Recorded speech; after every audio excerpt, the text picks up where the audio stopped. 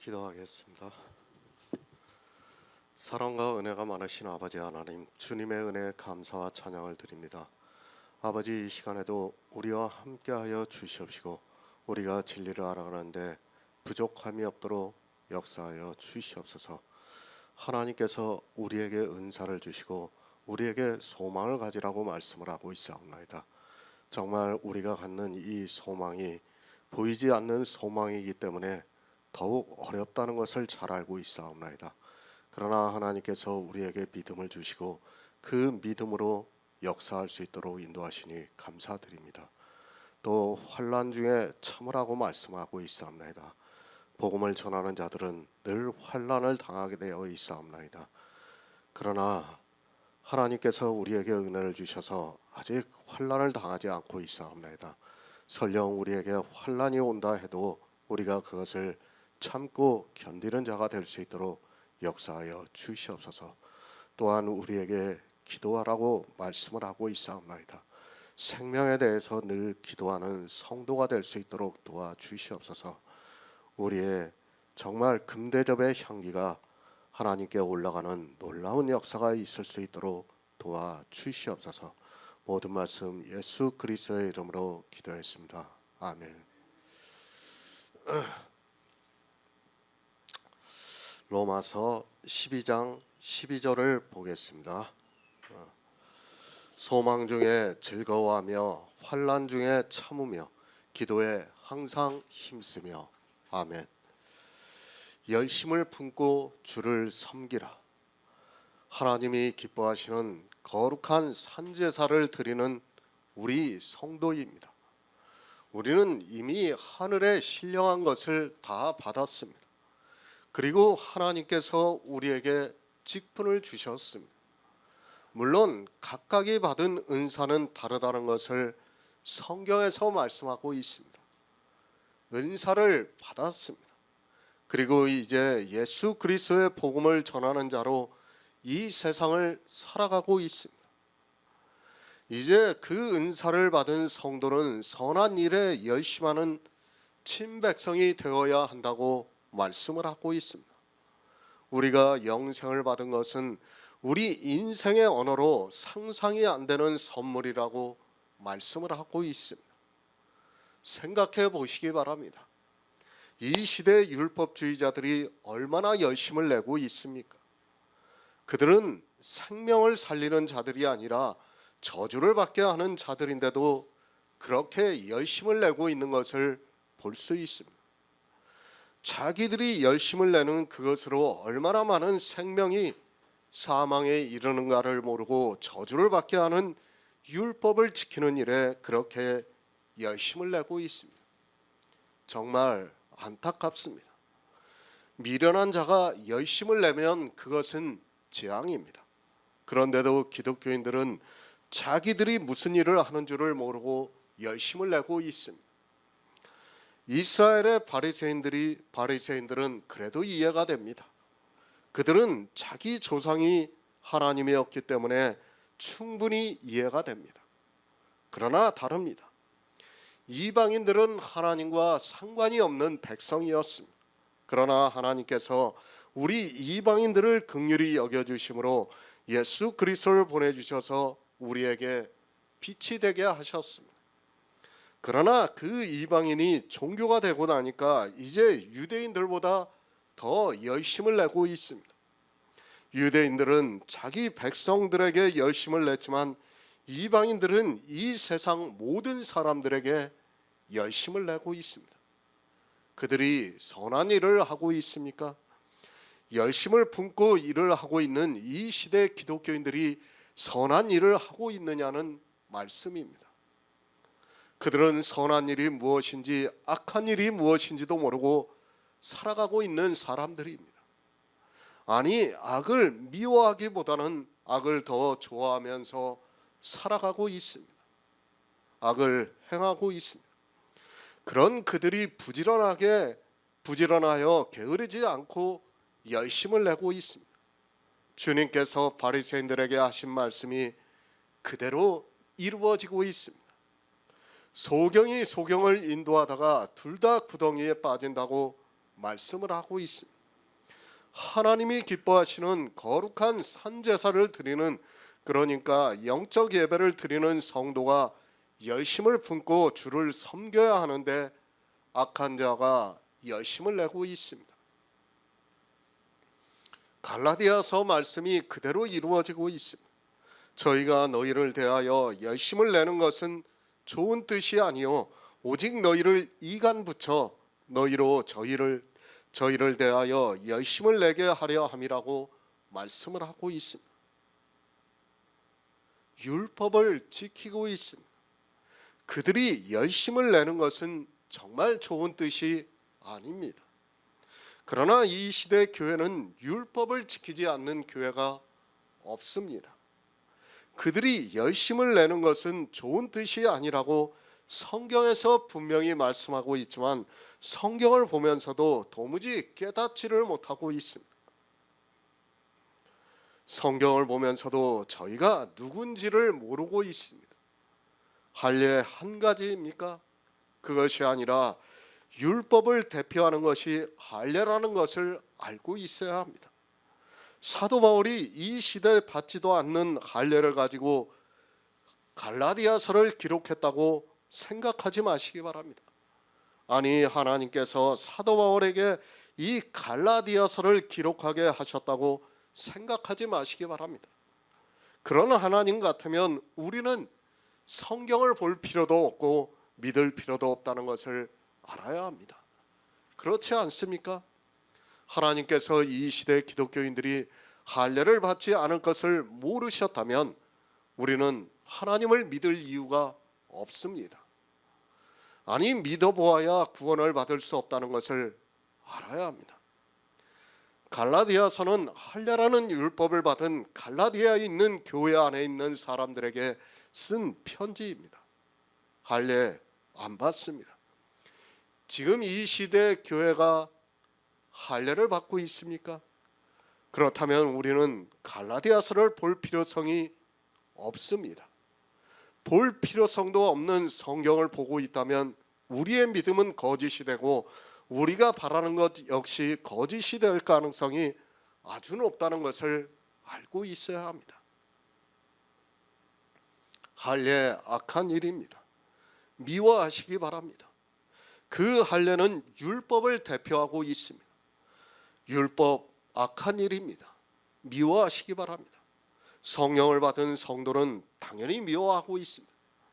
내 영혼을 사망에 빠뜨리게 하는, 아니 저주를 받게 하는 그것을 당연히 미워하지 않겠습니까? 부지런하시기 바랍니다. 무엇에 대해서 부지런해야 하는가 하면 영생에 대해서 부지런해야 합니다. 우리 청년의 때를 아끼며 부지런해야 합니다. 율법을 지키는 게으른 자가 되어서는 절대로 안 됩니다.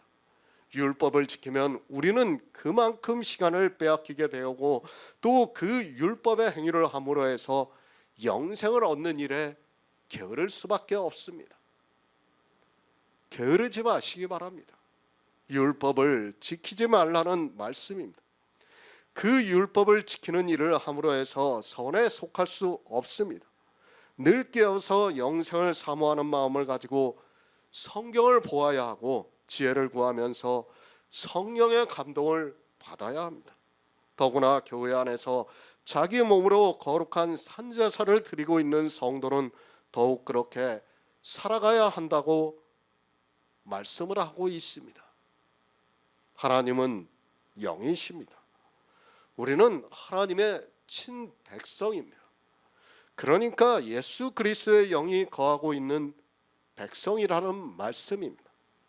이 영의 일을 위해서 살아가고 있는 성도라는 것을 한시도 잊어서는 안 됩니다. 예수 그리스도께서 이 세상에 오셔서 우리를 구속하시는 이유는 선한 열일에 열심하는 친백성이 되게 하기 위해서라고 말씀을 하고 있습니다. 새 번역을 보겠습니다. 소망을 품고 즐거워하며 환난을 당할 때에 참으며 기도를 꾸준히 하십시오. 소망, 바라고 원하는 것을 말하고 있습니다. 우리는 먼저 성경을 볼 때는 늘 국어의 뜻을 바로 알고 보아야 하는 습관을 가져야 한다고 생각합니다.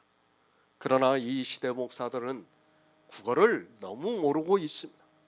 소망 중에 즐거워하라는 말씀을 보고 있지만 그 뜻을 정확하게 이해를 하지 못하고 있고, 그 이유는 국어를 모르기 때문입니다. 소망 중에 즐거워하며, 성도는 소망이 있기 때문에 이 세상을 살아가고 있습니다. 정말 성경에서 복음을 알고 우리 인생의 존재를 알고 나면 이 세상을 더 살아야 할 이유가 하나도 없다는 것을 깨달을 수 있습니다. 구더기 같은 인생이, 벌레 같은 인생이 잠깐 보이다가 사라지는 안개 같은 인생이 더 산다고 해서 무슨 의미가 있겠습니까? 그러나 살아야 하는 분명한 이유가 있습니다. 아니, 우리는 주님께서 우리에게 부탁하신 일이 있기 때문에 소망을 가지고 살아가고 있습니다. 사실 이 세상에서 복음을 전하면서 산다는 것이 쉽지 않은 일입니다. 그러나 우리에게는 이 세상이 알지 못하는 소망이 있기 때문에 즐거워할 수 있다고 말씀을 하고 있습니다. 얼마나 즐거운 일입니까? 소망이 있는 사람만이 즐거워할 수 있습니다. 그러나 이 시대는 소망을 모르고 있습니다. 아니, 천국을 모르고 있습니다. 그리고 영의 구원에 대해서 전혀 모르고 있습니다. 그런 그들이 소망이 있다고 하면서 교회 안에서 열심을 내고 있는 것을 볼 수 있습니다. 데살로니가전서 5장 8절을 보겠습니다. 신약성경 332쪽입니다. 데살로니가전서 5장 8절입니다. 우리는 낮에 속하였으니 근신하여 믿음과 사랑의 흉배를 붙이고 구원의 소망의 투구를 쓰자. 아멘. 데살로니가전서 4장 16에서 18절을 보겠습니다. 주께서 호령과 천사장의 소리와 하나님의 나팔로 친히 하늘로 솟아 강림하시리니 그리스도 안에서 죽은 자들이 먼저 일어나고 그 후에 우리 살아남은 자도 저희와 함께 구름 속으로 끌려올려 공중에서 주를 영접하게 하시리니 그리하여 우리가 항상 주와 함께 있으리라. 그러므로 이 여러 말로 서로 위로하라. 아멘. 소망 중에 즐거워하시기 바랍니다. 그 소망이 무엇입니까? 우리 성도가 받은 구원을 말씀하고 있습니다. 사도 바울이 데살로니가 전서를 통해서 구원의 소망에 투구를 쓰자고 말씀을 하고 있습니다. 늘 말씀드리지만 우리 성도에게 이 구원이 없다면, 아니 이 소망이 없다면 우리는 세상에서 가장 불쌍한 자가 되고 만다는 것을 알아야 합니다. 그렇지 않습니까? 우리는 세상을 사는 자가 아닙니다. 세상의 것을 가지고 즐거워하지 않고 있습니다. 교회 안에서 세상 사람들은 자기들이 지키고 있는 율법의 행위를 보면서 즐거워하고 있습니다. 그러나 우리 성도는 전혀 행위를 하지 않고 있습니다. 얼마나 무의미합니까? 정말 우리는 이 복음을 깨닫고 믿는다는 것이 몸이 건조한 일입니다. 그런데도 우리는 소망이 있기 때문에 소망 안에서 즐거워하고 있습니다. 세상 사람들이 볼 때는 도무지 이해가 되지 않는 사람들과 같이 보이지만 우리에게는 소망이 있어서 즐거워하고 있습니다. 구원입니다. 제가 솔직히 말씀드려서 이 영에 대해서 인간의 언어로 표현을 못하겠어요. 저는 감동을 받아요. 감동을 받고 있지만 이것을 표현할 수 있는 방법이 없어요. 참 저도 그게 안타까워요. 지금 사도 바울이 우리에게 소망 중에 즐거워하라고 하지만은 이 영의 생명이라는 것을 어떻게 설명할 방법이 없어요, 제가. 그러다 보니까 참 즐거워한다는 게 이게 쉬운 일이 아니에요. 정말 제가 전하면서도 저 역시 답답합니다. 참 영이라는 실체를 딱 보여주고, 아니 이것이 영이라는 어떤 가상적인 거라도 우리가 이야기할 수 있다면 그 생명이 어떻다는 것을 말할 수 있다면 참으로 좋겠습니다. 저도. 그런데 그것을 전할 수가 없어요. 저 역시도. 그 영의 생명이 정말 대단해요. 표현할 수가 없어요.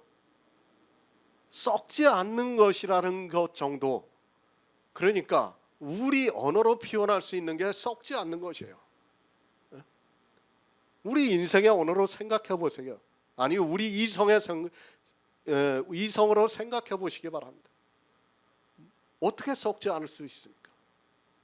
우리가 썩지 않는 게 뭐가 있습니까? 지금 아마 제가 알기로는 다이아몬드 정도 어떤 그런 보석 종류만 썩지 않는 것으로 알고 있어요. 모르겠어요. 그것도 다 고온에 들어가면 어떻게 될지 모르겠어요. 그런데 썩지 않는 거예요. 근데 그게 신령한 몸이에요. 정말 이거는 상상이 안 되는 거예요. 제가 지금 여러분에게 말씀을 드리고 있지만 이 생명이라는 것은 우리 육체의 생명과는 비교가 할 수 없어요. 사실 우리의 육체의 생명도 얼마나 소중합니까? 그렇지 않습니까? 사실 이 혈과 정을 끊을 수가 없어요. 우리가 쉽게 끊지를 못해요. 너무도 소중하기 때문에. 그런데 영의 생명이라는 것은 정말 우리가 알아들을 수 있는 언어로 썩지 않는 거예요. 근데 그 썩지 않는 것이 어느 정도인가를 제가 표현할 수가 없다는 거예요. 정말 그렇기 때문에 사도 바울이 지금 우리에게 말씀을 하고 있는 거예요. 소망 중에 즐거워하라고 말씀하고 있어요. 왜? 그들도 우리와 똑같은 믿음을 가졌어요. 초대교회 사람들도. 그렇지만 그들은 소망이 있었어요. 어떤 소망이 있었냐면 천국에 대한 소망과 영의 생명에 대한 소망을 가지고 있었어요. 그들은 정말 그거에 대한 소망을 사도들이 너무도 잘 전했을 것이라고 저는 생각하고 있어요. 물론 모르겠습니다. 저보다 더 잘 전했는지 잘 못 전했는지는 저도 모르겠어요. 그러나 저보다는 더 잘 전했겠죠. 아무래도 주님의 제자들이다 보니까. 그러나 정말 이 영의 일을 우리가 조금이라도 밝히 볼 수 있다면 아마 이런 말씀들이 더 가슴에 와닿지 않을까 생각하고 있어요. 얼마나 무미건조합니까? 뭐가 소망입니까? 뭐가 보입니까? 우리한테 아무것도 없어요. 그 없는 것을 갖다가 소망 중에 즐거워하라는 것은 사실 쉽지 않은 일이에요. 쉽지 않은 일이지만 믿음으로 역사를 하기 때문에 지금 사도 바울이 우리에게 이 말씀을 하고 있는 겁니다. 정말 저도 영의 일에 대해서 계속해서 말씀을 드리고 있지만 쉽지 않은 것이라는 것을 잘 알고 있습니다. 구원을 바로 하시기 바랍니다. 지금 이 시대 기독교인들은 신체 구원에 대해서 이야기를 하고 있습니다. 그들은 사실 예수 그리스도를 믿는 사람도 아니고 소망이 없는 사람이라는 것을 알아야 합니다. 성경 전체에서 신체의 구원이 아니라 영의 구원을 말씀하고 있는데 자기 신체가 구원을 받는다고 하면서 소망을 가지고 즐거워하고 있다면 그는 속고 있는 어리석은 사람이라는 것을 알고 있어야 합니다. 기초입니다. 그런 기초도 안 되어 있는 사람들이 소망이 있다고 하면서 부자가 되어서 마음껏 교회 안에서 잔치를 벌이고 있습니다. 예수님의 비유에서와 마찬가지로 고운 베옷과 자색 옷을 입고 부자가 되어서 연락을 하고 있습니다. 소망이라는 것은 확실해야 합니다. 그렇지 않습니까? 나는 신체의 구원으로 알고 있는데 영이 구원을 받는다면 그가 알고 있는 소망이라는 것은 거짓에 불과하고 소망이 될 수 없다는 것을 바로 깨달아야 합니다. 하나님은 이것을 준다고 하는데 전혀 다른 것을 받는 것으로 알고 그것을 가지고 소망을 가지고 있다면 그는 구원을 받을 수 없는 사람이라는 것을 알고 있어야 합니다. 구원에 대해서 말씀을 하고 있습니다. 그것은 우리 성도가 가지고 있는 소망입니다. 하나님의 직분을 가지고 살아가고 있는 우리 은사자가 가지고 있는 소망입니다. 이 소망이 있기 때문에 우리가 이 세상에서 환난을 당하면서도 기꺼이 즐거워하면서 살아가고 있다고 말씀하고 있습니다. 구원을 바로 하시기 바랍니다. 신체 구원을 이야기하지 마시기 바랍니다. 이 세상 모든 종교가 다 신체 구원에 대해서 이야기를 하고 있습니다. 그러나 우리가 믿는 하나님은 우리에게 영에 대해서 말씀을 하고 있습니다. 영의 구원을 받기 때문에 우리가 가지고 있는 이 신체는 헛되고 헛되며 헛되고 헛되도다라고 말씀을 하고 있습니다. 소망입니다. 주님이 다시 오시는 날에 우리는 공중에서 주님을 영접하게 됩니다. 그리고 영원히 주님과 함께 있는다고 말씀을 하고 있습니다.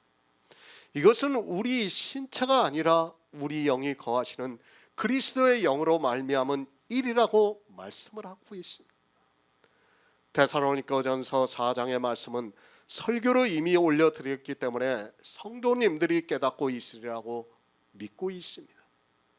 베드로전서 1장 3에서 4절을 보겠습니다. 신약성경 377쪽입니다. 베드로전서 1장 3에서 4절입니다. 찬송하리로다. 우리 주 예수 그리스도의 아버지 하나님이 그 많으신 긍휼대로 예수 그리스도의 죽은 자 가운데서 부활하심으로 말미암아 우리를 거듭나게 하사 산 소망이 있게 하시며 썩지 않고 더럽지 않고 쇠하지 아니하는 기업을 있게 하시나니 곧 너희를 위하여 하늘에 간직하신 것이라. 아멘. 산 소망이 있습니다. 우리 성도는 산 소망이 있습니다. 그러나 이 시대 기독교인들은 이 산 소망이 무엇인가를 모르고 있습니다. 아니, 자기들에게 있는 소망이 무엇인가를 모르고 성경의 문자를 아는 것으로 자기들이 천국에 대한 소망을 가지고 있는 것으로 알고 즐거워하고 있습니다. 예수 그리스도입니다. 죽은 자 가운데서 부활하셨습니다. 어떻게 부활하셨습니까? 이 시대 기독교인들은 주님이 신체로 부활을 하셨다고 말을 하고 있습니다. 그러나 성경은 분명히 영으로 부활을 하셨다고 말씀을 하고 있습니다. 사실 신체로 부활을 하셨다고 하는 것은 예수 그리스도를 하나님으로 안 믿겠다는 것과 마찬가지라는 것을 알고 있어야 합니다. 하나님은 영이십니다. 예수 그리스도는 영으로 부활을 하셨습니다. 하나님은 영이시기 때문에 주님은 영으로 부활을 하셨습니다. 만약에 하나님이 신체라면 예수 그리스도께서도 신체로 부활을 하셨습니다. 그러나 하나님은 영이시기 때문에 성경은 영으로 부활하셨다고 말씀을 하고 있습니다. 정말 바로 알아야 합니다. 기독교는 그 뿌리부터가 잘못되었다는 것을 알아야 합니다. 그들이 배우고 있는 교리는 성경과는 전혀 다르다는 것을 알고 있어야 합니다. 사실 목사들이 신학교에서 배우고 있는 기독교 조직신학이라는 책은 처음부터 끝까지 잘못되었다는 것을 알고 있어야 합니다. 예수 그리스도께서 부활하셨습니다. 죽은 자 가운데서 부활하심으로 말미암아 우리가 거듭났다고 말씀하고 있습니다. 기독교는 이 거듭남에 대해서 전혀 모르고 있습니다. 거듭남은 너무도 중요합니다. 정말 이것을 모르고 예수 그리스도를 믿는다는 것은 있을 수 없는 일입니다. 거듭나야 합니다. 거듭나지 않으면 우리에게는 산 소망이 없다고 말씀을 하고 있습니다. 거듭나는 것이 무엇인가를 이 시대는 전혀 모르고 있습니다. 아니, 자기들이 예수 그리스도를 안 믿다가 이제 교회에 나와서 예수 그리스도를 믿는 것으로 거듭난 것으로 생각하고 있습니다. 예수님께서 말씀을 하셨습니다. 육으로 난 것은 육이요 성령으로 난 것은 영이라고 말씀을 하고 있습니다. 그러니까 육으로 한번 낳고 성령으로 또다시 낳는 것을 거듭남이라고 말씀을 하고 있습니다. 이렇게 우리 안에 성령으로 난 그리스도의 영이 있어야 거듭났다고 말할 수 있고, 그 거듭난 영이 주님이 오시는 날에 부활의 형상을 입는다는 것을 성경은 말씀하고 있습니다. 내 소망이 무엇입니까? 있지도 않은 것을 가지고 소망을 가지고 즐거워하는 사람은 정말 불쌍한 사람입니다. 그렇지 않습니까? 있지도 않은 신체의 부활을 가지고 그것을 가지고 소망이라고 하는 사람들은 정말 헛것을 믿는 거예요. 자기들의. 정말 하나님께서는 만세전부터 태초부터 우리에게 이 영의 생명을 주시기 위해서 이 세상을 창조하셨어요. 우리 인생을 창조하기 위해서 이 세상을 창조하신 것이 아니라 우리에게 영의 생명을 주시기 위해서 이 세상을 창조하셨다는 것을 알아야 됩니다. 사람들은 그렇게 생각해요. 자기들이 인생이다 보니까 하나님께서 인생을 창조하신 것을 굉장히 중요하게 생각을 하고 있어요. 그것이 아니에요. 하나님은 우리 인생을 그렇게 중요시 여기지 생각하지 않아요. 아담과 하와를 창조하신 것은 무엇을 보여주기 위해서 창조하신가 하면 영의 생명을 보여주시기 위해서 창조하신 거예요. 그 아담과 하와는 아무것도 아니에요, 사실. 그런데 사람들은 어떻게 생각합니까?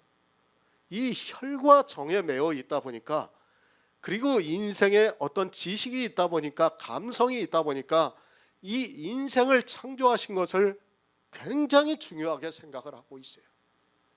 아니에요. 하나님은 처음부터 영을 창조하셨어요. 영을 창조하시고 우리에게 그 영을 주시기 위해서 이 세상을 창조하셨어요. 왜 우리 인생을 창조하셨는가 하면 하나님의 사랑을 나타나기 위해서 우리 인생을 창조하신 거예요. 그 하나님의 사랑이 우리 인생들을 통해서 나타나는 거예요. 하나님이 천사들을 창조하고 이 영적인 존재들을 다 창조했어요. 하나님께서는 아셨어요. 천사들이 어떻게 될 것이라는 걸 다 아셨어요, 하나님은. 그러면 하나님의 사랑을 나타낼 방법이 없는 거예요. 그렇다고 그 천사들을 다 죽여버리면 또 하나님은 어떻게 되시냐면 어미의 하나님이 되는 거예요. 사랑의 하나님이 되는 게 아니라 어미의 하나님이 돼요. 그렇잖아요. 우리가 성경에서 봤지만 천사들이 반란을 했다고 했어요. 그 타락한 천사들이 지금 사단이 된 겁니다.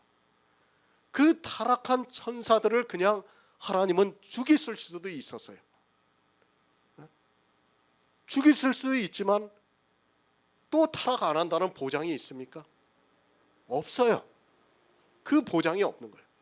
그러니까 하나님은 우리에게 우리 인생을 창조하시면서 영을 주시기 위해서, 영의 생명을 주시기 위해서 그 영의 생명을 미리 창조해 놓으시고 우리를 창조하신 거예요. 그거는 왜 그렇게 하셨는가 하면 우리에게 사랑을 나타내시기 위해서요. 그것이 소망이에요, 소망. 그 영의 생명을 우리에게 주시고 천국을 주신 것은 소망이에요, 소망.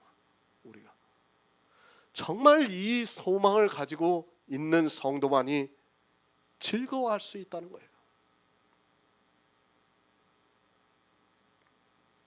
우리가 거듭남으로 산 소망을 가지고 있습니다. 그 산 소망이 어디에 있는가 하면 하늘에 간직하고 있다고 말씀하고 있습니다. 이 세상의 것이 아니라 하늘의 것으로 우리가 소망을 간직하고 있고 그것을 믿음으로 즐거워하고 있다고 말씀을 하고 있습니다. 신체의 부활입니까? 그것은 하늘에 간직한 것이 아니라 이 세상에 있는 썩어 없어질 것임을 바로 알아야 합니다. 우리의 산 소망은 하나님이 하늘에 간직하신 비밀한 영의 일입니다.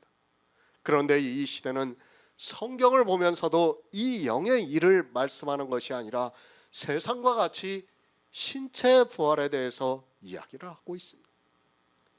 신체가 어떻게 부활합니까? 아니, 우리 신체는 썩는 것임을 바로 알아야 합니다.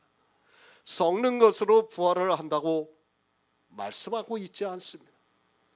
우리의 부활은 하늘에 간직하신 것인데 썩지 않는 것이라고 말씀을 하고 있습니다.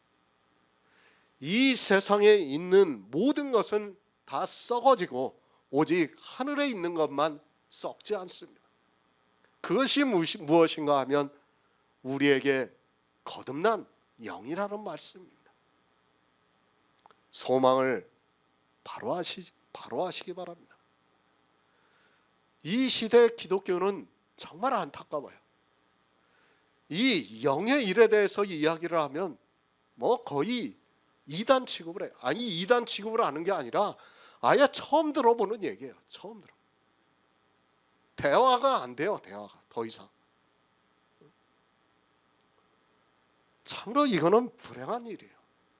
하나님께서는 정말 이 영의 생명을, 썩지 않는 생명을 우리에게 주시고 천국의 소망을 갖게 하시려고 우리 인생들을 창조하시고 그 사랑을 나타내 보이시고 있는데, 사람들은 그것을 모르니까 엉뚱한 것을 가지고 소망을 가지고 살아가고 있어요. 그 소망이 없다 보니까 어떻게 합니까? 자기 육체로 즐거워하는 거예요. 소망 중에 즐거워하라니까 어떻게 합니까? 자기들이 예배를 드리면서 찬송을 부르면서 기도를 하면서 즐거워하는 거예요. 엉뚱한 것으로 즐거워하는 거예요. 사도 바울은 우리에게 그것으로 즐거워하라는 것을 말씀하는 것이 아니에요. 소망 중에 즐거워하라는 말씀은 정말 있지도 않은 것을, 보이지도 않는 것을 우리 믿음으로 역사를 하기 때문에 그것을 가지고 즐거워하라는 말씀이지 우리 신체를 가지고 즐거워하라는 말씀이 아닙니다. 하지만 이 시대 기독교인들은 거의 신체를 가지고 즐거워하고 있습니다. 그들에게는 소망이 없습니다. 그러나 우리는 소망이 있습니다. 정말 자기가 누군가를 바로 알아야 합니다. 이 시대 기독교인들은 이 부활에 대해서 전혀 모르고 있습니다. 그들은 자기들의 신체가 성령과 결합을 해서 영이 되어서 부활을 한다고 말을 하고 있습니다. 그런 말은 전혀 성경적이지 않다는 것을 알아야 합니다. 영입니다. 내 안에 그리스도의 영이 거하고 있어야 합니다. 그 영이 어떻게 내 안에 거할 수 있는가 하면 그것을 베드로전서에서 우리가 거듭난 것은 썩어질 씨로 된 것이 아니요 썩지 아니할 씨로 된 것이니 하나님의 항상 있는 말씀으로 되었다고 말씀하고 있습니다. 하박국 3장 18절을 보겠습니다. 구약성경 1305쪽입니다. 하박국 3장 18절입니다. 나는 여호와를 인하여 즐거워하며 나의 구원의 하나님을 인하여 기뻐하리로다. 아멘. 소망 중에 즐거워합니다. 그것을 하박국 선지자가 나는 여호와를 인하여 즐거워하며 나의 구원의 하나님을 인하여 기뻐하리로다 라고 말씀을 하고 있습니다. 소망 중에 즐거워한다는 말씀은 구원을 받았기 때문에 즐거워한다는 말씀입니다. 세상의 즐거움이 아닙니다. 그런 즐거움에 빠지지 마시기 바랍니다. 다시 말씀드리지만 우리의 믿음은 정말 무미건조합니다. 어떤 즐거움도 누릴 수 없습니다. 우리가 육체적으로 무슨 즐거움을 누릴 수 있습니다. 자기 육체적으로 즐거움을 누리고 있는 사람은 주님의 비유에서와 같이 그는 자기의 의로 교회 안에서 연락을 하고 있는 한 부자와 같은 사람입니다. 우리 성도입니다. 무엇으로 즐거워할 수 있습니까? 우리가 찬양을 부릅니까? 우리가 남들이 보기에 근사한, 아니 부러워할 만한 거룩한 예배를 드리고 있습니까? 우리는 그런 즐거움을 다 버린 성도입니다. 그러나 성령이 오셔서 확실하게 증거를 해주시는 영의 부활을 믿기 때문에 소망 중에 즐거워할 수 있습니다. 이 즐거움이 육체의 즐거움이 아니라 앞에 있는 즐거움을 믿는다는 말씀입니다. 정말 다시 말씀드리지만 교회 안에서 하고 있는 그런 행위들로 인하여 내 육체가 감동을 받고 즐거워하고 있다면 그거는 성경에서 말씀하는 즐거움과는 전혀 다르다는 것을 알고 있어야 합니다. 아니, 그런 즐거움에 빠지고 있는 사람들은 다 악에 빠져 있는 사람이라는 것을 분명히 알아야 합니다. 우리는 그런 것 한 가지 한 가지와 싸워야 돼요. 육체의 즐거움에서 내 육체와 싸워야 된다는 말씀을 하고 있는 겁니다. 그냥 세상에서 즐거워하시기 바랍니다. 왜 교회 안에서 그런 것을 가지고 우리가 즐거워해야 합니까? 하나님께서는 제사를 기뻐하지 않는다고 분명히 말씀하고 있습니다. 우리가 행위로 하는 것을 기뻐하지 않는다는 말씀이에요. 그런데 교인들은 어떻게 하고 있습니까? 자기들의 행위로 하고 있는 그것을 즐거워하고 있어요.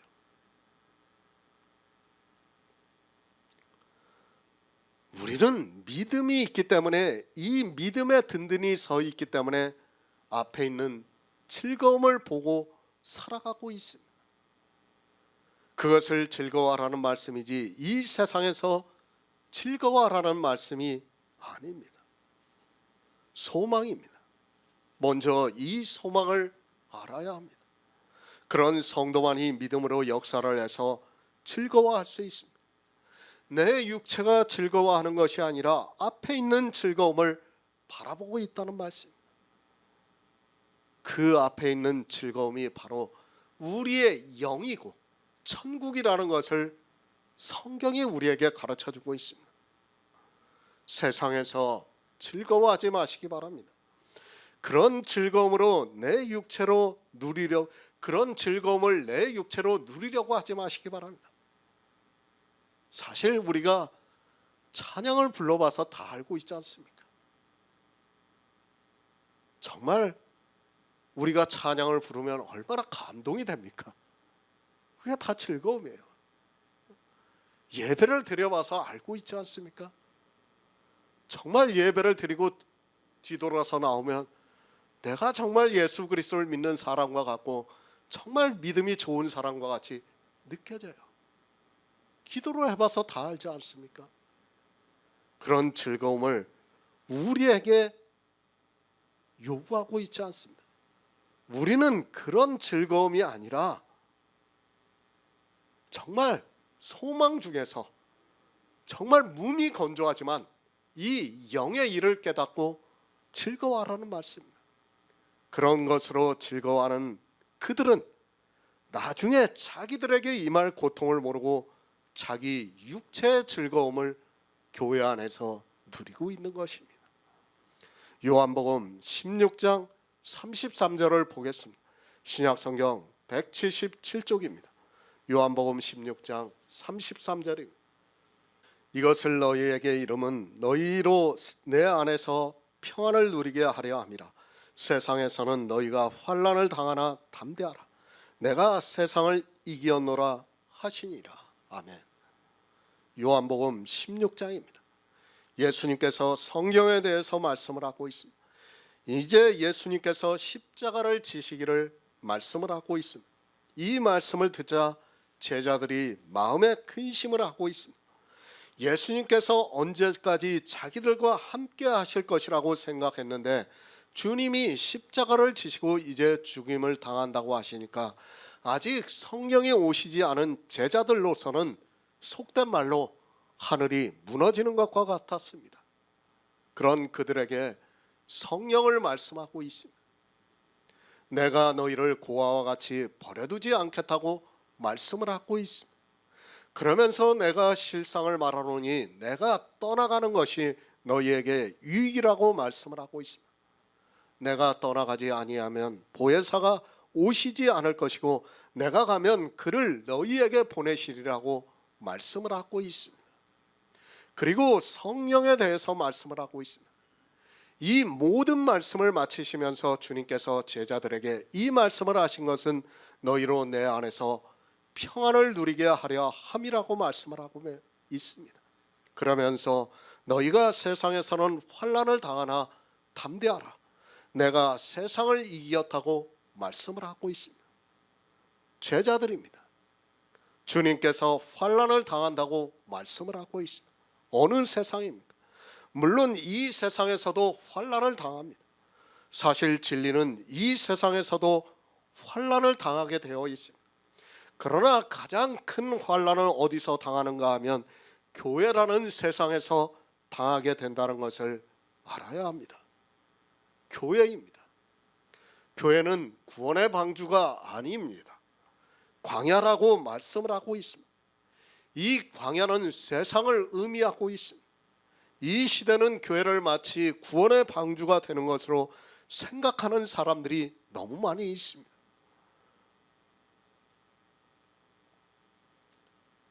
이번에 뉴스에도 났었죠. 네? 저기 피지에다가 400명이 갔다고 얘기가 나왔죠. 왜 그렇습니까? 교회를 구원의 방주로 생각하기 때문이에요. 교회는 구원의 방주가 아니라 광야라는 것을 확실히 그들이 알았다면 결코 피지로 가지 않아요. 그렇지 않습니까? 피지로 우리한테 누가 아무리 돈을 주고 가라고 한다고 우리가 가겠습니까? 안 가요. 왜? 방주가 아니기 때문입니다. 그러나 모르는 사람들은 교회가 방주인 것으로 생각을 하고 있습니다. 그러니까 어떻게 합니까? 신천지는 과천에다 땅을 사고 있고 통일교는 저기 청평에다 땅을 많이 사놓고 있고 다들 그러는 거예요. 왜 그렇습니까? 교회가 마치 방주인 것으로 생각을 하기 때문에 사람들이 그렇게 할 수밖에 없는 겁니다. 종교는 그렇게 끊임없이 사람들을 세뇌시키고 있다는 것을 알고 있어야 합니다. 교회는 늘 비진리에 속해 있다는 것을 알고 있어야 합니다. 비진리에 속해 있기 때문에 이스라엘이라는 교회가 예수 그리스도를 십자가에 못 박아 죽였습니다. 왜 그렇게 했습니까? 그들이 진리를 알았다면 절대로 그런 일이 없었습니다. 이 세상에서는 진리가 절대로 많지 않습니다. 예수님께서도 그것을 보여주셨고 이제까지 선지자들이 어떻게 죽임을 당했는가를 보면 쉽게 알 수 있습니다. 성도입니다. 우리가 진리로 인도함을 받고 있습니까? 사람들은 성령을 너무 오해를 하고 있습니다. 성령이 오시면 마치 도깨비 방망이 하나쯤 얻는 것으로 생각하고 있습니다. 성경을 전혀 모르고 진리의 성령이 오셔서 무엇을 하는 것을 모르기 때문에 거의 모든 기독교인들이 오해를 하고 있습니다. 그들은 성령이 오신 자들이 아니라는 것을 알고 있어야 합니다. 누가 많습니까? 교회 안에서 진리로 인도함을 받는 자가 진리로 인도함을 받지 않는 자가 바다 모래 같다고 말씀을 하고 있습니다. 그리고 우리 성도를 남은 자라고 말씀을 하고 있습니다. 누가 더 많습니까? 비교가 안 돼요. 비교가 안 돼요. 교회 안에 있습니까? 그들이 예수 그리스도를 믿는 사람들입니까? 절대로 아닙니다. 주님이 오셨을 때 바리새인들은 자기들만이 하나님을 잘 믿고 있다고 했는데 주님께서는 그들을 마귀의 자식들이라고 말씀을 하셨습니다. 실제 그들은 마귀의 자식이 되어서 자기 땅에 오신 예수 그리스도를 십자가에 못 박아 죽이는 악을 행하고 말았습니다. 성도입니다. 진리를 가진 자가 얼마나 적은가를 알아야 합니다. 우리 그리스도 편지가 아직 세상에 알려지지가 않았습니다. 사실 말씀을 본다고 해도 아주 적은 사람들이 보고 있습니다. 그러나 사이트에 접속을 해서 보는 사람들이 많아지면 반드시 환난을 당하게 되어 있습니다. 그래도 얼마나 감사합니까? 이 시대는 국가의 법이 더 강해서 우리에게 육체적으로 환난을 줄 수 있는 시대가 아닙니다. 그러나 이단이라고 정죄할 것은 분명한 사실입니다. 교회라는 세상에 의해서 우리는 환난을 받습니다. 조금 더 정확하게 말씀을 드리면 교회 안에서 율법을 지키고 있는 사람들에게 환난을 당하게 되어 있습니다. 율법을 지킵니다. 그것을 악한 일이라고 해보시기 바랍니다. 칭찬을 하는 것이 당연한데 악한 일이라고 하면 그들이 가만히 있지를 않습니다. 당장 11조 하나만 해도 그들은 여러 가지 성경적 근거를 가지고 이야기를 하면서 우리에게 교회를 무너뜨리려고 하는 사단의 미혹을 받은 자들이라고 할 것이 분명합니다. 예수님께서 말씀을 하셨습니다. 세상에서는 너희가 환난을 당한다고 말씀을 하고 있습니다. 그러면 반드시 환난을 당하게 되어 있습니다. 예수님께서 환난을 당한다고 말씀하셨으면 내가 환난을 당하는 것은 지극히 당연한 일입니다. 진리를 가지고 있고 주님의 사람들이라면 예수님께서 말씀하신 그대로 환난을 당해야 한다는 것을 잊지 마시기 바랍니다. 환난을 당하지 않고 있습니까? 지금은 당하지 않을 수 있습니다. 그러나 반드시 어떤 모양이라도 환난을 당하게 되어 있습니다. 물론 육적으로도 당할 수 있습니다. 그러나 성경은 그런 육적인 환난보다는 영의 일로 인하여 환난을 당한다는 것을 말씀하고 있습니다. 그렇지 않습니까? 죄가 무엇입니까? 세상은 성경에 기록이 되어 있는 문자 그대로의 율법을 지키지 않는 것을 죄라고 말하고 있습니다. 그런데 성령이 오시면 그것을 죄라고 하지 않고 도리어 예수 그리스도를 안 믿고 율법을 지키는 것이 죄라고 말씀을 하고 있습니다. 말해 보시기 바랍니다. 지금 이 시대 율법을 지키고 있는 그들에게 예수 그리스도를 믿지 않고 율법을 지키는 것이 죄라고 해보시기 바랍니다. 저 사람이 정신까지 이상해졌다고 할 것이 분명합니다. 이 시대 기독교인들은 죄가 무엇인지도 모르고 살아가고 있습니다. 다수가 그것을 모르면 그것을 아는 소수는 환난을 당하게 되어 있습니다. 의가 무엇입니까? 세상 사람은 율법을 잘 지키는 것을 의라고 합니다. 그런데 그것이 의가 아니라고 해보시기 바랍니다. 지금 이 시대 기독교인들은 주님께서 말씀하신 의에 대해서 전혀 모르고 있습니다. 내가 아버지께로 가니 너희가 다시 나를 보지 못한다는 그 말씀을 전혀 모르고 있습니다. 누가 압니까? 이 의를 말해 보시기 바랍니다. 그리고 율법을 지키는 것이 악이라고 해보시기 바랍니다. 아니 11조를 내는 것이 악한 일이라고 해보시기 바랍니다. 주의를 지키는 것이 악한 일이라고 해보시기 바랍니다. 어느 누구도 이것을 받아들일 수 없습니다. 만약에 그것을 악하다고 누군가 이야기를 하면 그 자체로 이미 이단이 되고 맙니다. 심판입니다. 사단은 이미 죽었다고 해보시기 바랍니다. 저가 정신이 나갔다고 할 것이 분명합니다. 왜 우리는 세상에서 환난을 당할 수밖에 없는가를 주님께서 말씀을 하고 있습니다. 이 시대에 누가 보혜사가 오셔서 세상에 대해서 책망하시는 말씀을 깨닫고 있습니까? 우리는 반드시 환난을 당하게 되어 있습니다. 담대하시기 바랍니다. 아니, 참으시기 바랍니다. 우리가 환난을 당하는 것은 지극히 당연한 일입니다. 세상은 다수입니다. 그 다수가 깨달을 수 없는 것을 우리는 알고 있습니다. 우리가 아무리 이성을 가지고 이야기를 해도 그 다수는 절대로 받아들이지 않습니다. 쉽게 말하면 이렇습니다. 10명이 있어요. 근데 그 9명이 다 생명이에요. 파란색을 분별을 못해요. 근데 한 사람만 파란색을 분별을 하는 거예요. 그러면 어떻습니까? 한 사람이 완전 바보가 되는 거예요. 파란색을 보는 사람이 바보가 되는 거예요. 마치 그거와 같습니다. 그걸 파란색이라고 말하면 어떻게 됩니까? 저는 미친놈이라고 얘기합니다. 나머지 9명이 환난을 당할 수밖에 없는 거예요.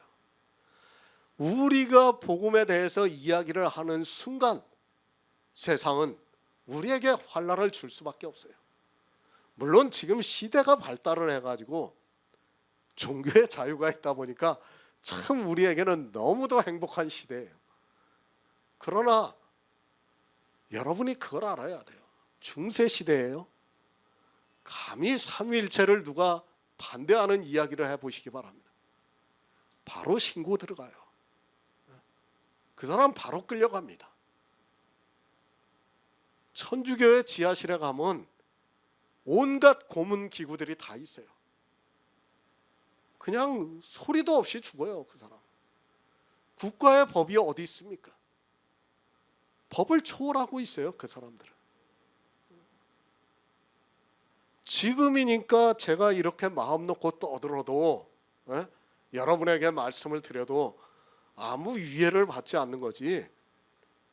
만약 정말 우리가 한 200년 전만이라고 해도 상황은 다릅니다. 인터넷에서 감히 저런 우리 지금 그리스도 편지 글을 올립니까? 가만히 안 놔둡니다. 쥐도 새도 모르게 끌려가요. 죽임을 당합니다. 성도입니다. 우리는 세상을 이기는 자가 아닙니다. 주님이 이기신 것을 믿는 성도라는 것을 잊지 마시기 바랍니다. 그래서 요한일서에서 우리의 이김은 믿음이라고 말씀을 하고 있습니다. 주님께서 세상을 이기신 것을 믿음으로 우리 역시 세상을 이기고 있습니다. 복음을 전하면서 내가 진리를 가지고 있다고 해서 내가 세상을 이길 수 있다고 생각하지 마시기 바랍니다. 내가 복음을 전하면 어떻게 됩니까? 환난을 당해요. 그 사람들이 진리를 듣고 아 그렇습니까 하고 믿는 것이 아니라 환난을 당한다는 거예요. 지금 주님이 그 말씀을 하는 거예요. 너희는 환난을 당하고 내가 세상을 이겼다는 거예요. 우리가 이긴다는 게 아닙니다. 그런데 마치 진리를 가지고 있는 사람들이 제가 복음을 전하면 이 그리스도 편지에서 복음을 처음 이제 좀 어느 정도 접하는 사람들이 막 그것을 전해요. 너무 기쁘니까. 전하다 보면 어떻게 됩니까? 저항이 오게 돼요. 환난을 받게 돼요.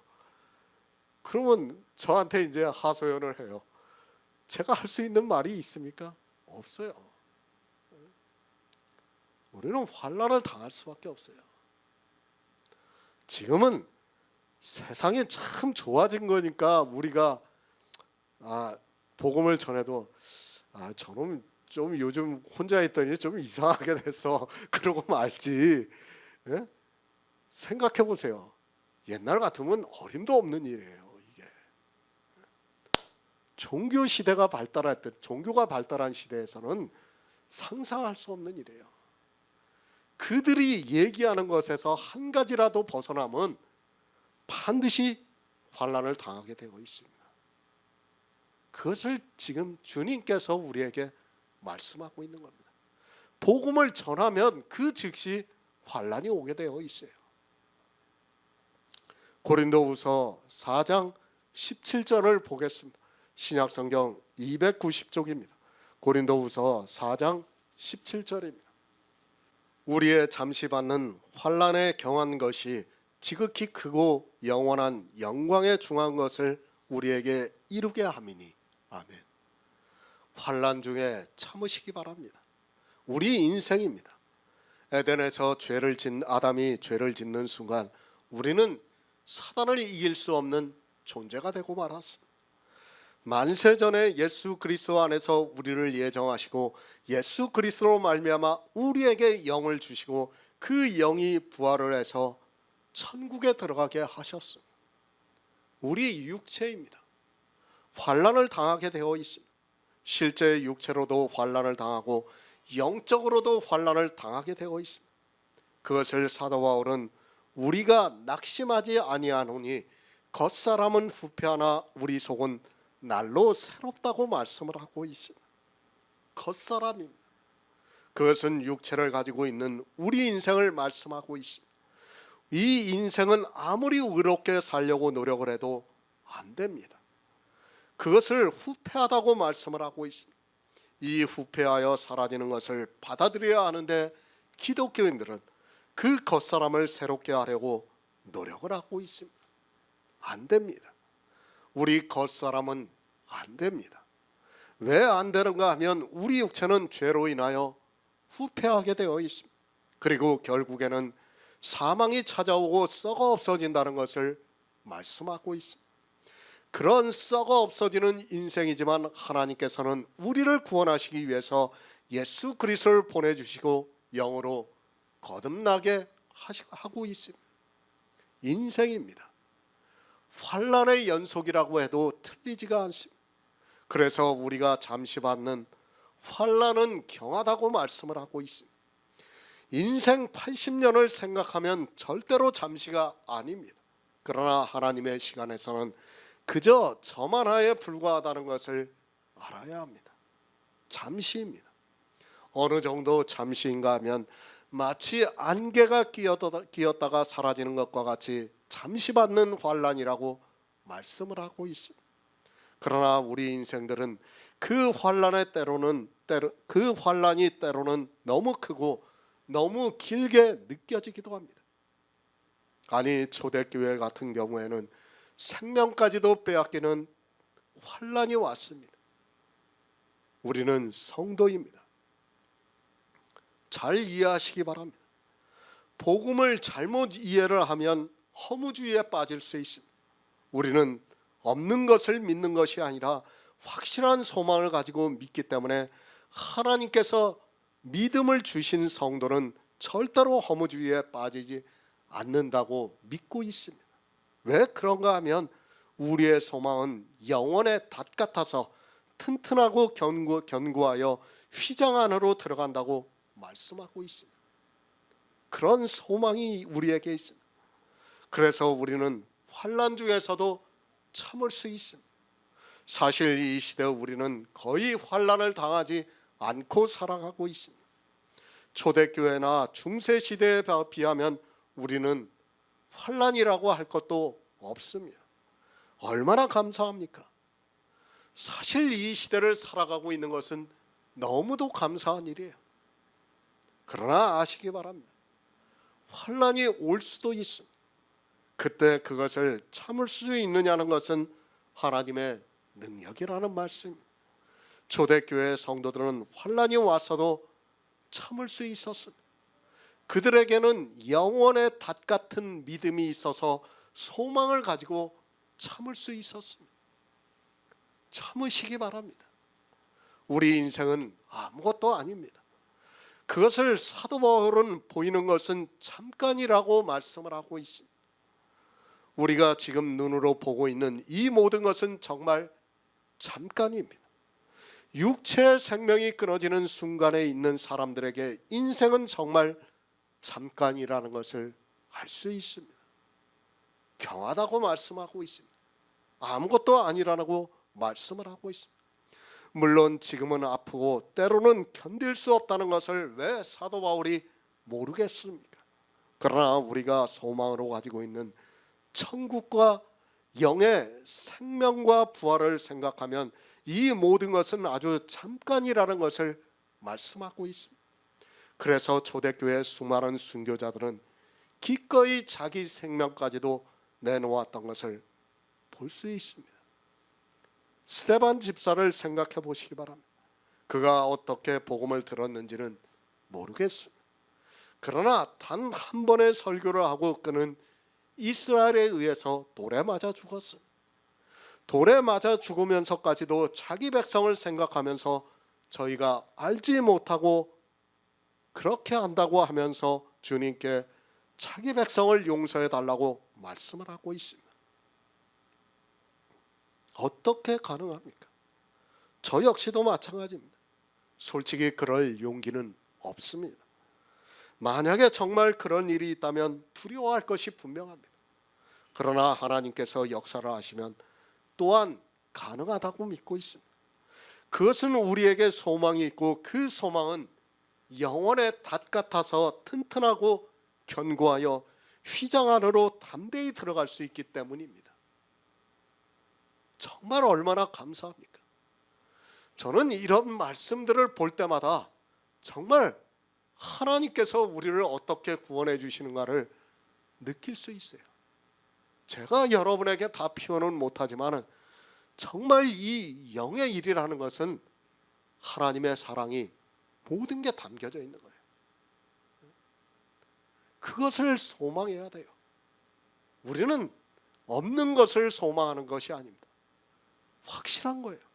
그것을 하나님께서는 창세기부터 요한계시록까지 다 보여주셨어요. 가르쳐주고 있어요. 소망을 가지라고. 그런데 사람들이 다 어떻게 됩니까?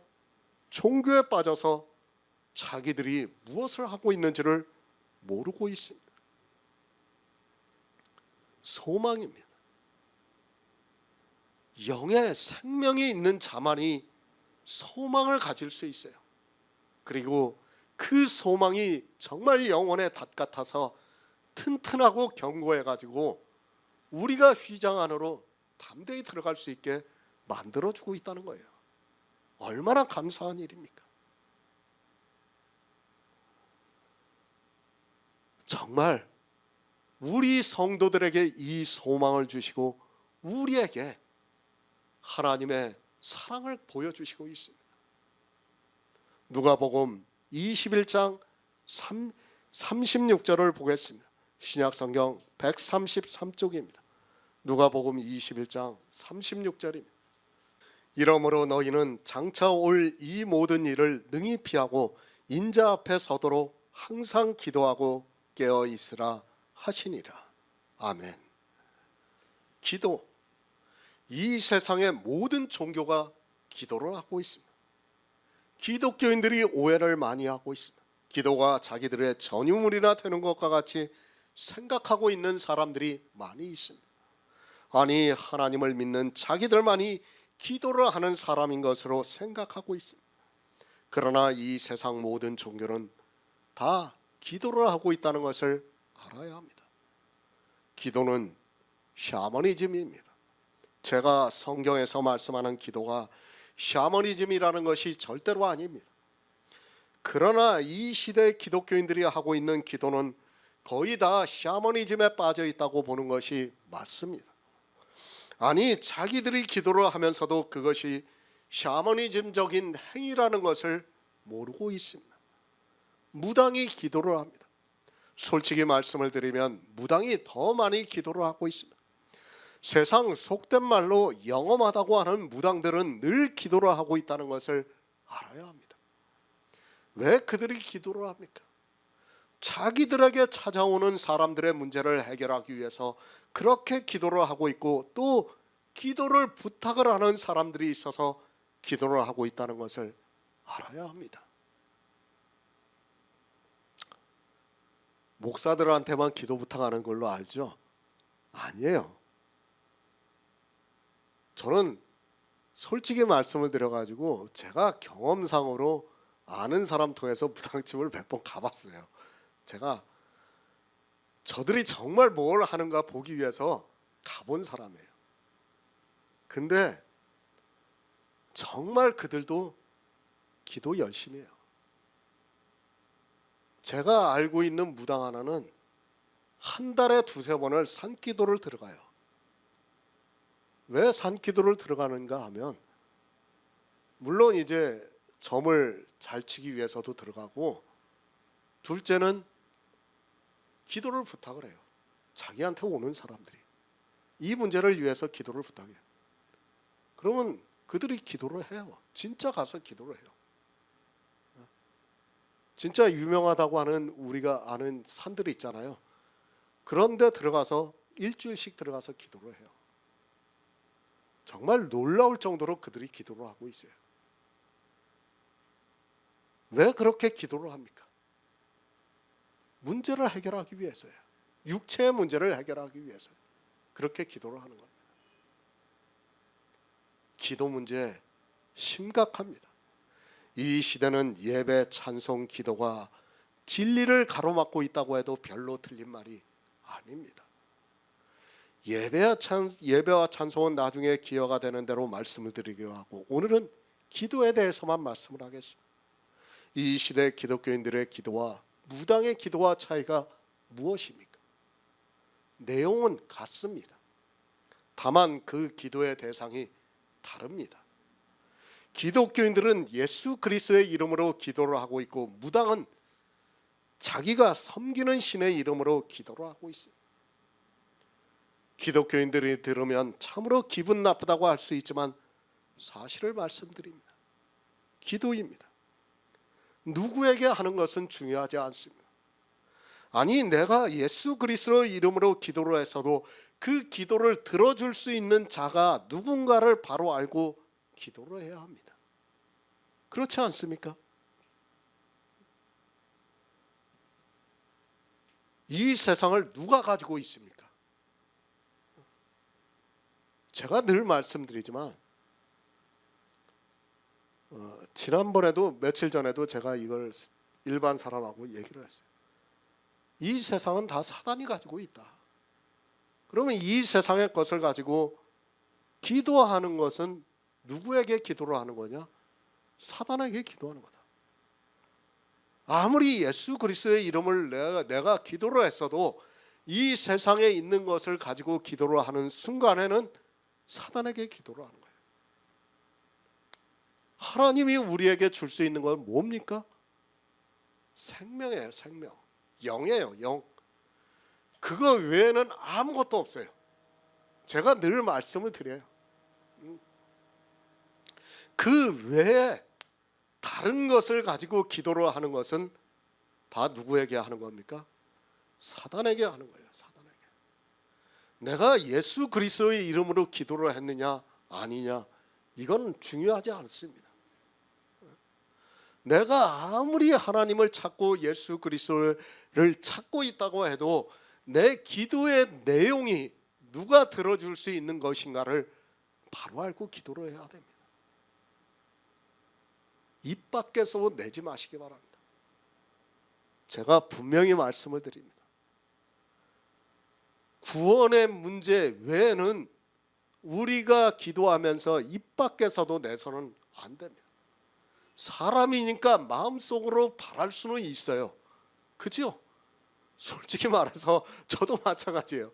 사람이니까 마음속으로는 바랄 수 있지만은 그것을 내가 무릎을 꿇고 기도를 하면서 예수 그리스도의 이름으로 기도를 해서는 안 된다는 겁니다.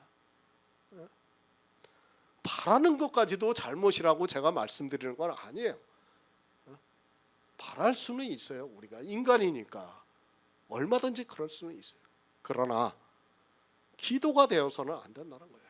기도가 하나님께 바라서는 안 된다는 거예요. 정말 이 시대는 기도에 대해서 너무 모르고 있습니다. 기도를 왜 해야 하는 줄을 모르고 있습니다. 하나님이 들어주실 수 있는 것을 기도를 해야 되는데 엉뚱한 것을 가지고 기도를 하면 그것은 기도가 아니에요. 그런데 사람들은 그것을 기도라고 생각하고 있습니다. 기도에 항상 힘쓰라고 말씀을 하고 있습니다. 우리는 정말 기도에 항상 힘써야 합니다. 그런데 그 기도의 내용이 너무도 중요하다는 것을 알고 있어야 합니다. 이 기도에 대해서는 늘 말씀드리지만 내가 기도하는 그 내용이 생명에 대한 것만을 기도해야 한다는 것을 말씀을 드립니다. 기도에 항상 힘쓰시기 바랍니다. 아무 것이나 가지고 기도에 항상 힘쓰라고 사도 바울이 말씀하고 있습니까? 그것이 아니에요. 이제까지 무엇에 대해서 말씀을 했습니까? 은사입니다. 이 은사가 다 무엇입니까? 복음을 전하는 일입니다. 그러니까 복음을 전함으로 해서 구원을 받는 성도가 있습니다. 그 일을 위해서 기도에 항상 힘쓰라고 말씀을 하고 있는 것이지 아무 것이나 가지고 기도에 항상 힘쓰라고 말씀하는 것이 절대로 아닙니다. 기도 정말 주의하시기 바랍니다. 불의의 삭스를 위해서 기도하는 사람은 무당이 하는 기도를 하는 것과 마찬가지라는 것을 알아야 합니다. 내가 하는 기도와 무당이 하는 기도가 같으면 그 기도는 자기 영혼을 망하게 하는 기도라는 것을 알고 있어야 합니다. 그러나 이 시대 기독교인들의 기도는 무당이 하는 기도와 조금도 다르지 않고 있으면서도 깨닫지를 못하고 있습니다. 기도해야 합니다. 정말 기도에 항상 힘쓰시기 바랍니다. 제가 이것을 부정하고자 하는 것이 절대로 아닙니다. 그러나 무당이 하는 기도를 해서는 안 됩니다. 왜 기도합니까? 그것을 주님께서 말씀을 하고 있습니다. 인자 앞에 서도록 기도를 하라고 말씀을 하고 있습니다. 너희는 장차 올 이 모든 일을 능히 피하고 인자 앞에 서도록 항상 기도하고 깨어 있으라고 말씀을 하고 있습니다. 내가 기도를 왜 해야 하는 분명한 이유입니다. 이 기도에 힘쓰라고 말씀을 하고 있지만 이 기도는 전혀 하지를 않고 무당이 하는 기도를 하고 있습니다. 영생입니다. 우리가 주님 앞에 서는 것은 영생을 받았다는 말씀입니다. 그러니까 주님께서 말씀을 하신 장차 올 이 모든 일을 능히 피하고 주님께서 다시 오실 때 주님 앞에 설 수 있게 항상 기도하고 깨어 있으라고 말씀을 하고 있습니다. 그런데 이 기도를 하지 않고 있습니다. 아니, 어떻게 생각합니까? 자기들이 구원을 받았다고 생각하고 있습니다. 교회 안에서 방탕함과 술 취함과 생활의 염려로 자기들이 마음에 둔하여져 있으면서도 도무지 무슨 말씀을 하고 있는지를 모르고 있습니다. 교회 안에서 율법을 지키고 있으면서도 자기들이 인자 앞에 서도록 항상 기도하고 깨어 있다고 생각하고 있습니다. 성경입니다. 지적인 능력이 있어서 우리가 모두가 성경을 안다고 생각하고 있습니다. 그러나 방탕함이 무엇인지 술 취함이 무엇인지 모르고 있습니다. 그러면서 자기들이 교회 안에 있다는 그것으로 구원을 받았다고 하면서 항상 기도하고 깨어 있다고 말을 하고 있습니다. 아니, 실제로 늘 기도를 하면서 살아가고 있는 것을 볼 수 있습니다. 인자 앞에 서시기 바랍니다. 방탕하면 안 됩니다. 술 취하면 안 됩니다.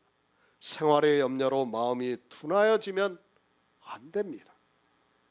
그러나 이 시대 기독교인들은 모두가 율법을 지키고 있습니다. 율법을 지키면서도 자기들이 교회 안에서 기도를 하고 바리새인과 같이 외식으로 기도를 하는 그 행위를 하면서 항상 기도하고 깨어 있는 구원을 받은 성도라고 말을 하고 있습니다. 절대 아닙니다. 그런 기도는 바리새인의 기도입니다. 아니, 무당의 기도입니다. 성도는 인자 앞에 서도록 항상 깨어 기도하고 있어야 합니다. 영생을 위해서만 기도를 하고 있다는 말씀입니다. 로마서 12장 13절을 보겠습니다. 성도들의 쓸 것을 공급하며 손 대접하기를 힘쓰라. 아멘. 새 번역을 보겠습니다. 성도들이 쓸 것을 공급하고 손님 대접하기를 힘쓰십시오. 은사입니다. 사도 바울은 그것을 너희 몸으로 하나님이 기뻐하시는 거룩한 산제사로 드리라고 말씀을 하면서 이는 너희의 드릴 영적 예배라고 말씀을 하고 있습니다. 이것이 왜 우리가 드릴 영적 예배인가는 이제까지 충분히 말씀을 드려서 알고 있습니다. 예배입니다. 성도는 예배하는 자가 되어야 합니다. 예수님의 말씀과 같이 신령과 진정으로 예배하는 자가 되어야 합니다. 그러나 그 예배는 성령이 오심으로 진리로 인도함을 받는 예배입니다. 그리고 그 예배를 드리기 위해서 하나님께서 우리 성도들에게 각각 다르게 은사를 주셨습니다. 그 은사에 대해서 로마서 12장에서 이제까지 말씀을 드렸습니다. 6에서 8절까지는 은사를 말씀하고 있습니다. 그러니까 은사에 대해서 구체적으로 말씀을 하고 있습니다. 그리고 9에서 13절까지는 은사를 가진 자가 어떻게 자기 몸으로 하나님이 기뻐하시는 거룩한 산제사를 드릴 수 있는가를 말씀하고 있습니다. 성경은 이렇게 자세하게 가르쳐주고 있지만 기독교라는 종교는 자기들의 교리에 매여서 성경을 억지로 풀고 있는 것을 볼 수 있습니다. 기독교입니다. 유대교입니다. 이 둘이 무엇이 다르다고 생각합니까? 성경에서 우리가 본 유대교나 지금 이 시대 우리가 보고 있는 기독교는 사실 조금도 다르지가 않습니다. 성경을 보는 그들의 생각은 조금도 틀리지 않고 있다는 것을 알고 있어야 합니다. 은사도 모르고 있습니다. 은사를 모르다 보니까 은사를 가진 자들이 어떻게 하나님이 기뻐하시는 거룩한 산제사를 드려야 하는 줄을 모르고 있습니다. 왜 그런가 하면 성경을 거의 문자적으로 보고 있기 때문입니다. 성경을 문자로 보고 있는 상태에서는 어느 누구도 이것을 깨달을 수 없습니다. 성도들의 쓸 것을 공급하라고 말씀하고 있습니다.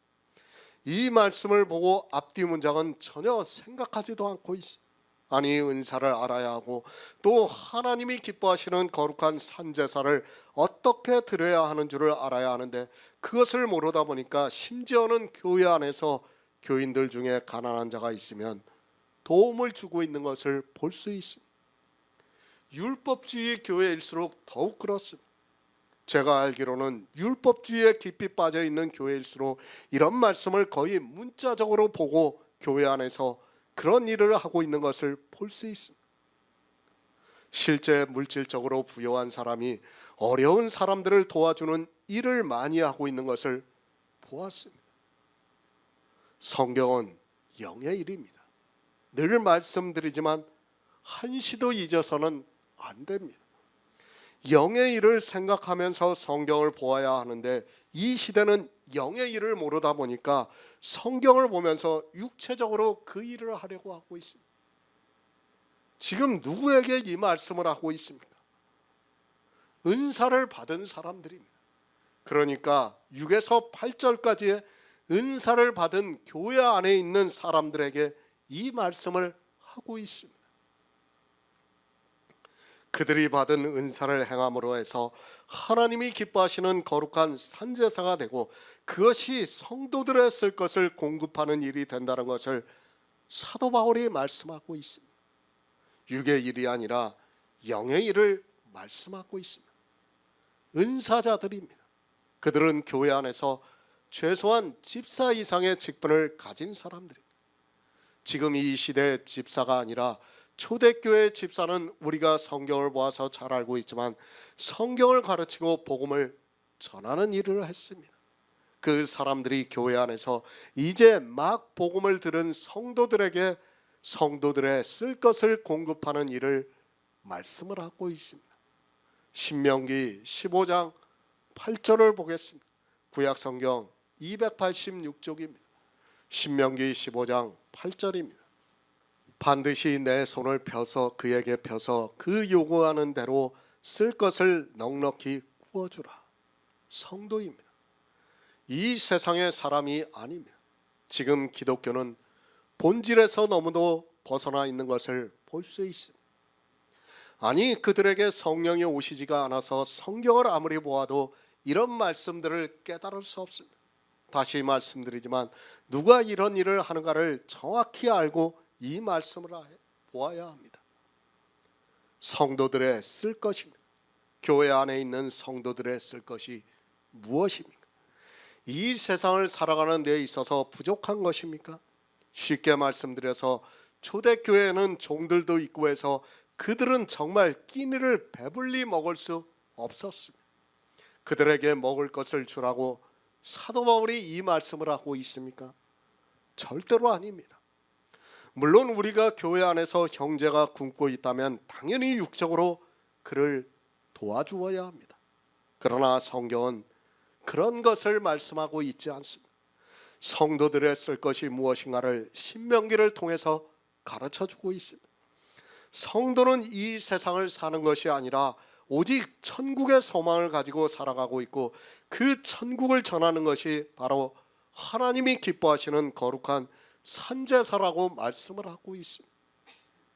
성도들의 쓸 것입니다. 그것이 무엇입니까? 우리가 천국에 들어갈 수 있는 의를 말씀하고 있습니다. 우리 인생은 모두가 가난한 자입니다. 그 가난한 자에게 쓸 것을 구워주시기 위해서 예수 그리스도께서 이 세상에 오셔서 율법을 완전케 하시고 율법에 정한 그대로 우리가 구워달라고 하면 손을 펴서 우리가 요구하는 대로 넉넉히 구워주시고 있습니다. 성도들의 쓸 것을 어떻게 공급합니까? 성경을 알아야 합니다. 율법을 알아야 합니다. 신명기의 율법을 알아야 성도들의 쓸 것을 공급해 줄 수 있습니다. 이 말씀을 아는 성도는 그가 천국에 어떻게 가야 하는가를 가르쳐 줄 수 있다는 말씀. 성도들의 쓸 것을 어떻게 공급하는가 하면 이 신명기의 말씀을 가르쳐 주면 됩니다. 아니, 성경 전체에서 복음을 깨달아서 가르쳐 주면 돼요. 그러면 그들이 성경을 깨닫고 구원을 받으면 됩니다. 누가 줍니까? 예수 그리스도께서 우리가 천국에 들어갈 수 있는 의를 주시고 있습니다. 그것을 부요함이라고 말씀을 하고 있습니다. 그럼 이 시대의 인사자들은 이렇게 성도들에게 쓸 것을 어떻게 성도들에게 쓸 것을 공급하는가 하면 신명기의 말씀을 알고 가르쳐주면 성도들의 쓸 것이 공급이 된다는 말씀입니다. 아니, 성경에서 복음을 알고 그것을 가르쳐주면 성도들은 구원을 받을 수 있습니다. 그것이 바로 쓸 것이에요. 성도들의 다른 것이 없습니다.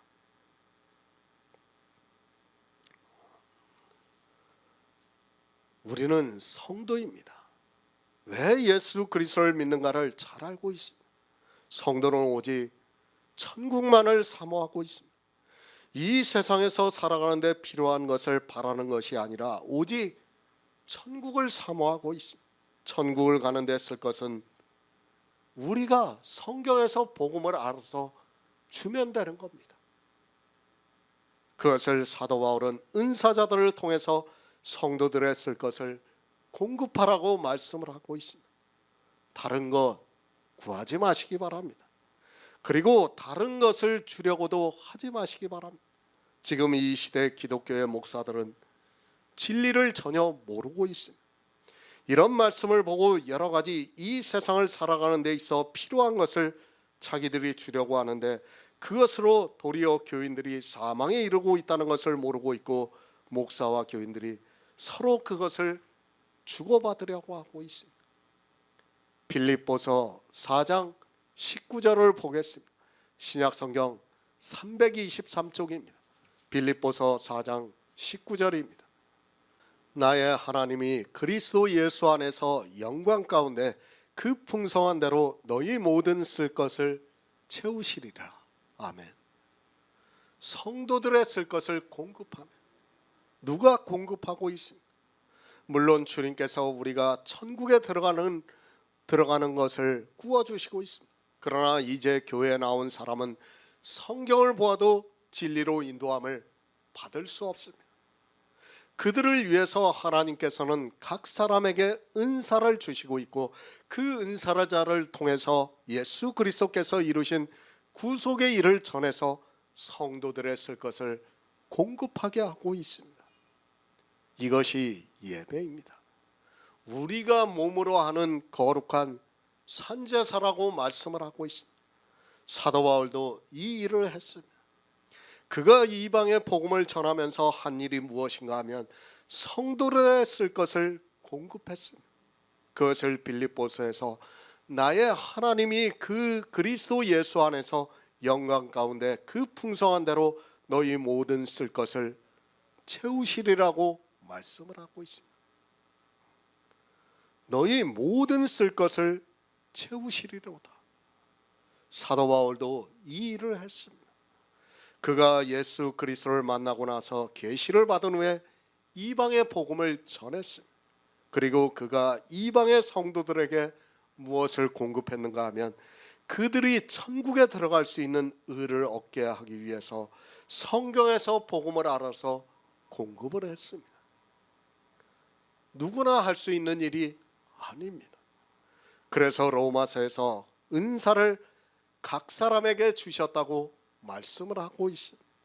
누가 이 일을 할 수 있는가 하면 먼저 성령의 감동을 받아서 진리로 인도함을 받고 있는 사람만이 할 수 있습니다. 진리를 모르면서 어떻게 성도들의 쓸 것을 공급할 수 있습니까? 이 시대는 모릅니다. 성도들의 쓸 것이 무엇인가를 모르고 있습니다.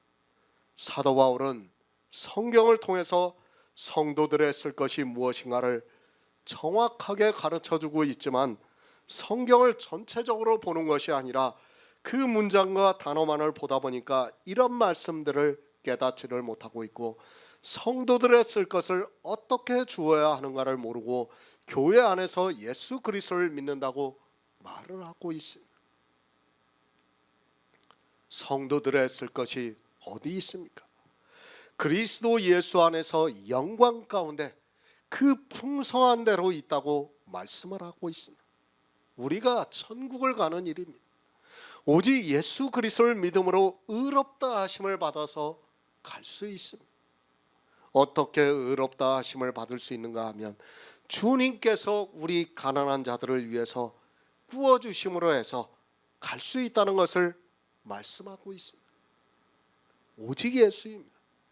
예수 안에 우리 성도들의 쓸 것이 다 있습니다. 예수 그리스도가 아니고는 어느 누구도 우리의 쓸 것을 공급해 줄 수 없습니다. 그런데 이 시대는 예수 그리스도를 너무 모르고 있습니다. 기독교라는 종교가 되면서 예수는 사라지고 율법만 성행하고 있습니다. 풍성합니다. 넉넉히 주시고 있습니다. 우리 은사를 받은 자들은 교회 안에 들어오는 성도들에게 이것을 공급할 수 있어야 합니다. 어떻게 공급할 수 있는가 하면 성경에서 예수 그리스도께서 이 세상에 오셔서 이루신 구속의 일을 알아야 그것을 공급할 수 있다는 말씀입니다. 영생입니다. 그리고 천국입니다. 아무리 강조를 해도 지나치지 않습니다. 우리가 예수 그리스도를 믿는 단 한 가지 목적입니다. 영생이 없다면 그리고 천국에 들어가지 못한다면 우리는 예수 그리스도를 믿을 이유가 하나도 없습니다. 그것을 사도 바울이 계속해서 말씀을 하고 있습니다. 정말 우리는 이 영생에 대해서 늘 생각해야 합니다. 정말 제가 계속해서 말씀드리지만 우리에게 주시는 영이 어떠한 생명인가를 깨닫고 있어야 됩니다. 그 영을 사모해야 돼요. 나는 진짜 내가 아니에요. 이것을 나라고 생각하는 사람은 잘못된 사람이에요. 나는 죽었습니다. 이미 예수 그리스도와 함께 죽었습니다. 그리고 내 안에 뭐가 있습니까? 생명이 있어요. 생명. 그 생명을 영이라고 우리에게 가르쳐 주는 겁니다. 그것을 우리에게 주시고 있다고 말씀하고 있어요. 우리 은사자들은 정말 이 시대에 우리 교회에 들어오는 사람들에게 이것을 공급할 수 있어야 된다고 지금 사도 바울이 우리에게 말씀하고 있어요. 사도 바울이 11장까지 복음에 대해서 다 말씀했지 않습니까? 정말 영의 깊은 것까지 우리에게 다 말씀을 했어요. 그리고 나서 이제 12장에서 거룩한 산제사를 드리라고 말씀을 하는 겁니다. 바로 그거예요. 디모데전서 3장 2절을 보겠습니다. 신약성경 338쪽입니다. 그러므로 감독은 책망할 것이 없으면 한 아내의 남편이 되며 절제하며 근신하며 아담하며 나그네를 대접하며 가르치기를 잘하며. 로마서 12장입니다. 사도 바울은 우리 성도들이 이 세상을 살아가면서 어떻게 살아가야 하는가를 말씀하고 있습니다. 모든 말씀은 영의 일입니다. 육체적으로 사는 것을 말씀하는 것이 아니라 교회 안에서 우리가 어떻게 해야 하는가를 잘 가르쳐주고 있는 말씀입니다. 그것이 하나님이 기뻐하시는 거룩한 산제사이며 우리의 드릴 영적 예배라고 말씀을 하고 있습니다. 손 대접하기를 힘쓰라고 말씀을 하고 있습니다. 교회 안에서 손님들이 찾아오게 되어 있습니다. 우리가 복음을 전하면 반드시 손님들이 찾아오게 되어 있습니다. 로마서에서는 손님이라고 하고 있고 다른 성경에서는 나그네라고 말씀을 하고 있습니다. 하나님께서 우리 인생 전체를 나그네라고 말씀을 하고 있습니다. 나그네입니다. 우리 인생은 나그네입니다. 왜 나그네인가 하면 우리의 본향은 천국이기 때문에 우리는 나그네와 같은 삶을 살아가고 있습니다. 그 나그네들의 마음에는 본향을 사모하는 마음이 있습니다. 예수 그리스도를 믿지 않는 교회 밖에 있는 세상 사람들도 자기가 죽은 후에 어떻게 될 것인가를 생각하게 되어 있다는 말씀입니다. 나그네를 대접하기를 힘써야 합니다. 왜 나그네를 대접하기를 힘써야 하는가 하면 그 중에는 하나님께서 선택하셔서 구원을 하시고자 하는 사람이 있기 때문입니다. 하나님께서는 우리 성도들을 통해서 이 세상에서 복음이 전해지게 하고 있습니다. 나그네에게 복음을 전하는 일에 힘쓰라고 말씀을 하고 있습니다. 성도가 해야 하는 일입니다. 주님이 우리에게 부탁하신 일입니다. 우리에게 찾아오는 사람이 있다면 정말 우리는 최선을 다해서 그를 대접하기를 힘써야 합니다. 그가 구원을 받을 수 있게 대접을 해야 합니다. 그것을 사도 바울은 에베소 교회 성도들에게 밤낮으로 3년 동안 너희를 눈물로 훈계했다고 말씀을 하고 있습니다. 그와 같은 마음입니다. 주님께서도 잃어버린 한 어린 양을 찾기 위해서 이 세상에 오셨습니다. 마찬가지로 우리 역시 복음을 알고 있다면 정말 그 일을 하는 데 있어서 힘써 행해야 한다는 것을 사도 바울이 우리 은사자들을 통해서 말씀을 하고 있습니다.